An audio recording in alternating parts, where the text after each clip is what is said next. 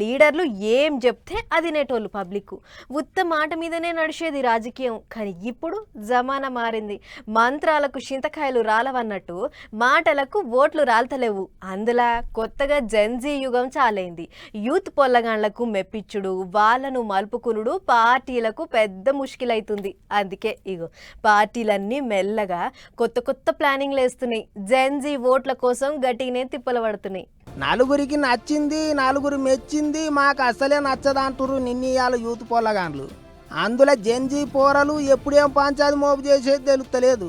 వాళ్ళ లొల్లులు చేయబట్టి సర్కారే కూలిపోయే కథ అవుతుంది. అందుకే రాజకీయ పార్టీలన్నీ ఇప్పుడు యూత్ పొల్లగాండ్ల మీద నజరేసినాయి.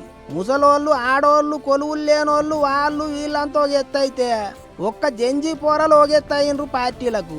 ఇట్లనే రెండు తెలుగు రాష్ట్రాలలో అన్ని పార్టీల లీడర్లు ఇప్పుడు నూనుగు మీసాల పోరలను నున్నగా దువ్వనికి తయారైతుండ్రు. మొన్ననే వరంగల్ కాలేజీ పొల్లగానతో మీటింగ్ అయ్యి మేము వస్తే అట్లా చేస్తాం ఇట్లా చేస్తాం అన్నట్టు ముచ్చట్లు చెప్పిండ్రు పువ్వు పార్టీ వాళ్ళు. జెన్జీ పోరలను వాళ్ళ దిక్కు మలుపుకుని ఎగురం చేసిండ్రు. ఇప్పుడు చెయ్యి పార్టీ వాళ్ళు సుతా వెనకటి పద్ధతులు వెనకటి రాజకీయాలు పక్కకు నూకేసి కొత్త తరాన్ని మెప్పించే పనులు చేయాలి, యూత్ బలగం పెంచుకోవాలి అన్నట్టు తయారైతుండ్రట. జిల్లాల పోటీ కాలేజీ పొల్లగానతో మీటింగులు అయ్యి జోలు చెప్పాలని చూస్తుండ్రట. అంతేకాదు ఆన్లైన్లో బాగా మాట్లాడేటోళ్లకు అధికార ప్రతినిధి హోదా ఇచ్చి పార్టీ తరపుకేంచి మాట్లాడేయాలని చూస్తుండ్రట. ఇప్పటికే car party working president KTR sir తాపకోసారి యూత్ పొల్లగాన్లతో మాట ముచ్చట్లు చేస్తాడు.